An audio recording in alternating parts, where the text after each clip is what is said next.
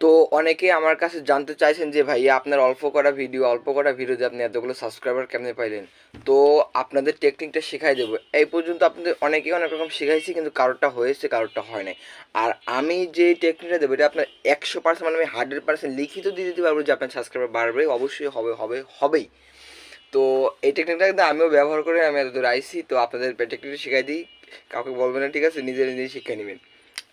আপনি যেখানে থাকবেন, যখন থাকবেন, যেভাবে থাকবেন, মানে যেমন থাকেন, কারো কাছে অ্যান্ড্রয়েড মোবাইল থাকলে বলবেন যে ভাইয়া আপনার ফোনে কি নেট আছে। যদি তার ফোনে নেট না থাকে, আপনি নিজের ফোনে নেটটা চালু করে হটস্পটটা দিয়ে তার ফোনে আপনার চ্যানেলটা সার্চ করে বের করে সাবস্ক্রাইব করে দেবেন।